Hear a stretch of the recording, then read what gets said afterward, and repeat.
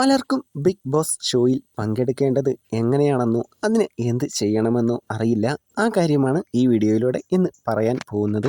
മലയാളമടക്കം നിരവധി ഭാഷകളിൽ വലിയ ജനപ്രീതി നേടിയ ഷോയാണ് ബിഗ് ബോസ്. ഇത്തവണത്തെ മലയാളം ബിഗ് ബോസ് സീസൺ 7 വലിയ റേറ്റിംഗ് ആണ് ലഭിച്ചത്. ഷോയിൽ മത്സരാർത്ഥി ആവുന്നതോടെ വലിയ പ്രശസ്തിയും വളർച്ചയുമാണ് ലഭിക്കുന്നത്. എല്ലാവരെയും ബിഗ് ബോസ് ഷോയിൽ പങ്കെടുക്കാൻ പ്രേരിപ്പിക്കുന്നതും അതുതന്നെയാണ്.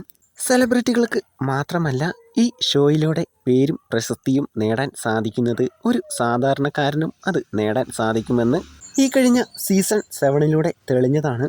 സീസൺ 7 രണ്ടാം സ്ഥാനത്തെത്തിയ അനീഷ് ഒരു സാധാരണക്കാരൻ ആയിരുന്നു. ഈ ഷോയിലേക്ക് എങ്ങനെ പങ്കെടുക്കാം, അതിന് ഒരു സാധാരണക്കാരൻ എന്താണ് ചെയ്യേണ്ടത്? പലർക്കും ആഗ്രഹമുണ്ടെങ്കിലും ഇതിന് എന്താണ് ചെയ്യേണ്ടതെന്ന് അറിയില്ല. ഷോയിലേക്ക് മത്സരാർത്ഥികളെ തിരഞ്ഞെടുക്കുന്നത് പ്രധാനമായും 2 രീതികളിലൂടെയാണ്. ഒന്നാമത്തെ രീതി ഓഡീഷനാണ്. അത് സാധാരണക്കാരെ ലക്ഷ്യം വെച്ചുള്ളതാണ്. പുതിയ സീസൺ തുടങ്ങുന്നതിന് മുമ്പ് ചാനൽ പൊതുജനങ്ങളിൽ നിന്ന് അപേക്ഷ സ്വീകരിക്കാറുണ്ട്. ചാനലിൻ്റെയോ പ്രൊഡക്ഷൻ ഹൗസിൻ്റെയോ വെബ്സൈറ്റിൽ നിന്ന് ഓഡീഷനുള്ള ഫോം ലഭിക്കുന്നതാണ്. ഷോയിൽ പങ്കെടുക്കാൻ ആഗ്രഹിക്കുന്ന സാധാരണക്കാരനായ ഒരാൾ ഫോം പൂരിപ്പിക്കുക. നിങ്ങളുടെ വ്യക്തിഗത വിവരങ്ങൾ, വിദ്യാഭ്യാസം, തൊഴിൽ, ഹോബികൾ തുടങ്ങിയവ കൃത്യമായി നൽകണം.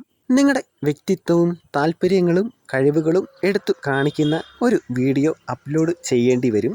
മറ്റുള്ളവരിൽ നിന്ന് താൻ എന്തുകൊണ്ട് വ്യത്യസ്തനാണ്, എന്തുകൊണ്ട് ഈ ഷോയിലേക്ക് വരാൻ അർഹനാണ് എന്ന് വ്യക്തമായി നിങ്ങൾ അപ്ലോഡ് ചെയ്യുന്ന വീഡിയോയിൽ പറഞ്ഞിരിക്കണം, അല്ലെങ്കിൽ തെളിയിക്കേണ്ടതാണ്. നിങ്ങൾക്ക് വളരെ ആകർഷകമായതും വ്യത്യസ്തവുമായ ഒരു വ്യക്തിത്വം ഉണ്ടായിരിക്കണം. ക്യാമറയ്ക്ക് മുമ്പിൽ സംസാരിക്കാനും തർക്കങ്ങളിൽ ഏർപ്പെടാനുമുള്ള കഴിവ് ഉണ്ടായിരിക്കണം. സാധാരണക്കാരായ ആളുകൾ ഈ മാർഗത്തിലൂടെയാണ് ബിഗ് ബോസ് മത്സരാർത്ഥി ആവുന്നത്. ഇനി രണ്ടാമത്തെ രീതി പ്രശസ്തരായ വ്യക്തികൾക്ക് ഉള്ളതാണ്. പ്രൊഡക്ഷൻ ടീം സെലിബ്രിറ്റികളെ ഷോയിലേക്ക് നേരിട്ട് ക്ഷണിക്കുന്ന രീതിയാണിത്. Cinema, serial, social media, vloggers, രാഷ്ട്രീയം, കായികം തുടങ്ങിയ മേഖലകളിൽ മികച്ച ജനപ്രീതിയുള്ള ആളുകളെയാണ് ഈ രീതിയിലൂടെ ഷോയിലേക്ക് ക്ഷണിക്കുന്നത്.